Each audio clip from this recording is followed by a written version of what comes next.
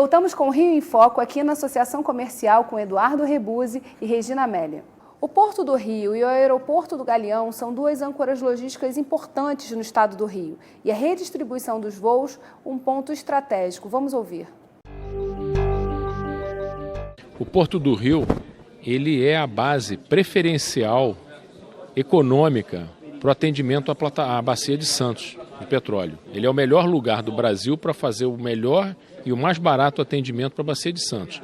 Ele tem trabalhado bem nesse sentido, mas nós temos muitas coisas para desenvolver ali, com adaptação de instalações, né, de forma a ajudar a reduzir o custo logístico e aumentar a eficiência.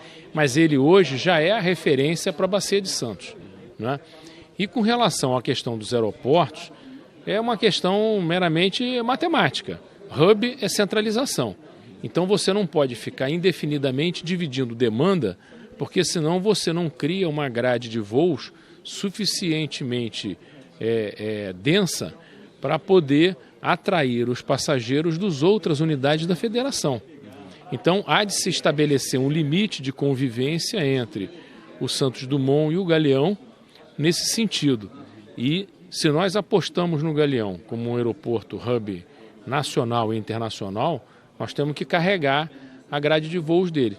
Isso não quer dizer que a gente vai de maneira nenhuma prejudicar o Santos Dumont. Só que o Santos Dumont ele tem que ser mais bem utilizado. Ele é um aeroporto muito nobre para estar sendo, vamos dizer assim, utilizado de uma maneira que sem um planejamento global.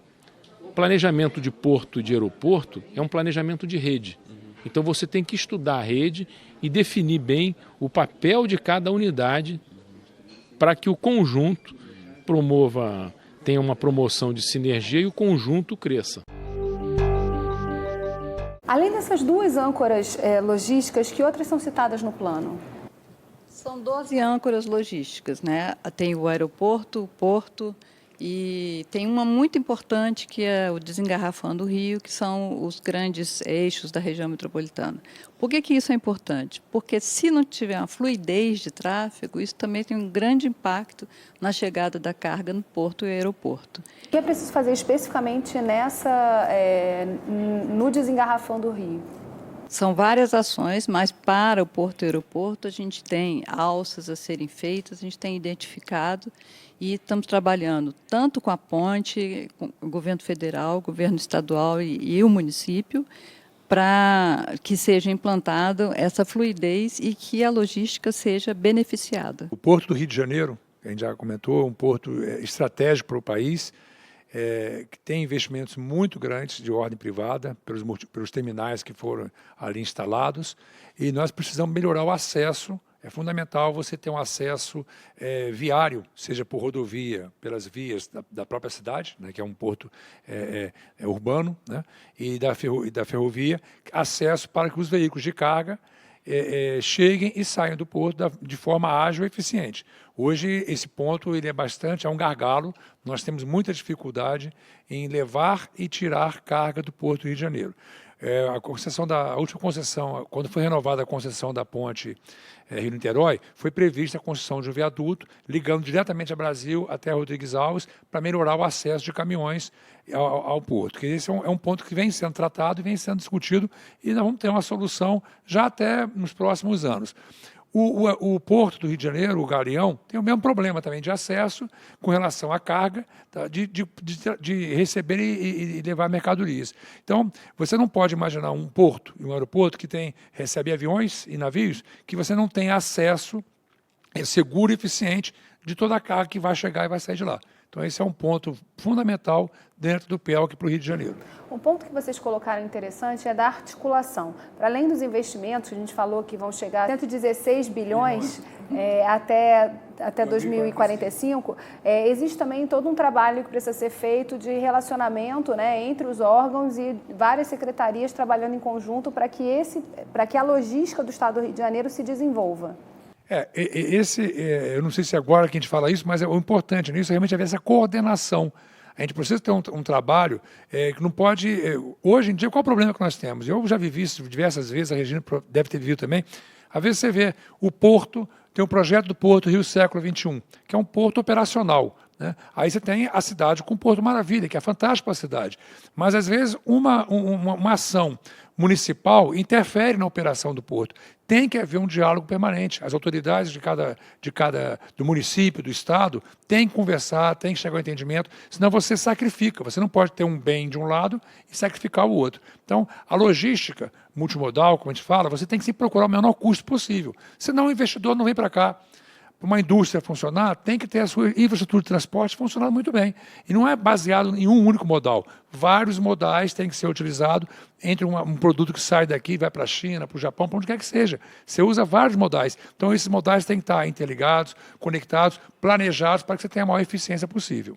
Em relação a custo da logística no estado do Rio de Janeiro, qual é esse custo hoje e quais são as principais ações para a diminuição desse custo?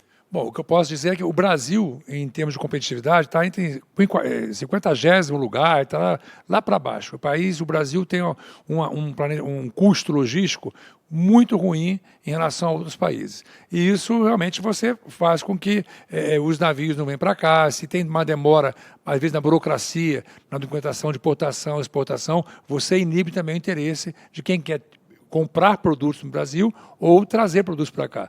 Então, o custo logístico é a base da produção, do crescimento da economia. Tá? Então, você tem que reduzir. Eu não tenho como mensurar para você exatamente qual é o custo, o valor monetário. Tá? Mas eu posso dizer que o Brasil está situado entre os piores países do mundo. Mas tá? nos últimos anos, por exemplo, no Rio de Janeiro, por exemplo, a Firjan e outras instituições se uniram para, por exemplo, levar à frente o Porto 24 horas, que era uma demanda importante, né? Já que você tinha o horário comercial e você deixava muitas vezes a carga dormir dentro do caminhão lá no porto. Então, que outras ações como essa estão contempladas no plano ou sugeridas nesse plano para avançar nessa questão do custo? Bom, você tem que simplificar toda a parte documental. Você tem que ter as agências, quando vão fiscalizar um produto, quando é importado. Quer dizer, toda a parte de processo de liberação de carga, seja de exportação ou de importação, tem que ser agilizado.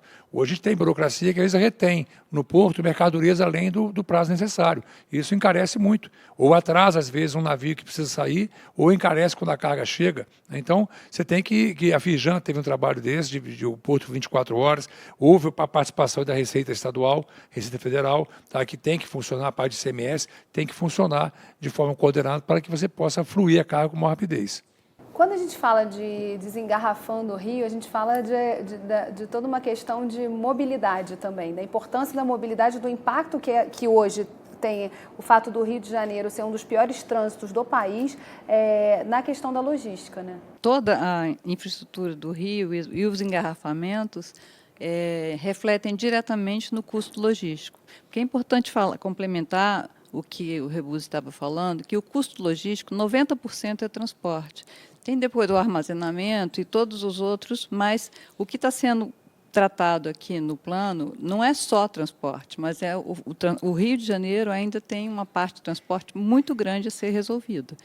Então, quando a gente até brinca que não são nem planos, novos projetos, são dívidas, né? São ações na área de transportes que já deviam até ter sido feitas para melhorar a eficiência.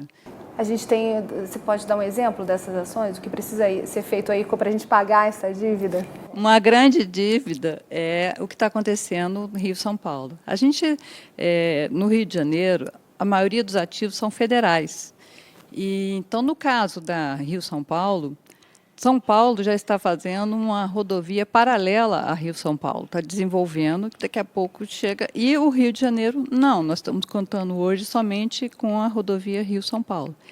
E já se prevê, inclusive no PEL, que a gente tem essas simulações para o futuro, quando que vai dar um gargalo, vai dar um engarrafamento geral. Então, a Rio-São Paulo é um desses pontos. Eu não sei se você quer falar mais algum. Com relação a Rio-São Paulo, em especial, você tem hoje na Baixada Fluminense, são 19 municípios, e a rodovia federal concedida sob regência de contrato da NTT, né? E você hoje tem essa rodovia, ela virou uma via urbana, né? Então é ela que faz todo o transporte, Belford Roxo, Nova Iguaçu, São João do Meriti, toda essa região utiliza a mesma rodovia para chegar ao centro do Rio de Janeiro. São 2 milhões de pessoas por dia que vêm ao Rio de Janeiro, né? Então, utiliza a mesma via. E, às vezes, você vê soluções que são debatidas, você, para procurar melhorar a circulação de pessoas nesse trecho da Baixada Fluminense, às vezes instalar segmentar uma via para transporte de ônibus, tá? Mas ali é uma rodovia federal, quer dizer, essa não vai ser a solução. Se você hoje tem 6 vias ali, que já não atende a circulação interestadual, se você tirar e segmentar uma via, vai piorar mais ainda. Quer dizer, então, mas isso vai reduzir o número de automóveis. Tem que ser muito estudado, muito debatido, porque depois que a obra é feita, você não consegue desfazer, tá? E hoje nós temos já um gargalo muito grande na Baixada Fluminense com a rodovia Presidente Dutra. Posso complementar uma coisa importante? Nas simulações que a gente fez, a gente botou o projeto para 30 anos, tanto a parte de carga quanto a parte de passageiros. A gente sabe que vai ter que ter mais ligação, linhas de ônibus, que inevitavelmente não adianta a gente desconhecer e, não, vamos fazer aqui 6 pistas para carga. Então, a gente tem vendo já quantas pistas serão necessárias para carga, quantas para passageiro, e é isso que é a base para o plano estratégico. No próximo bloco, nós vamos falar sobre regulamentação. Rio em Foco aqui, política e economia caminham juntas.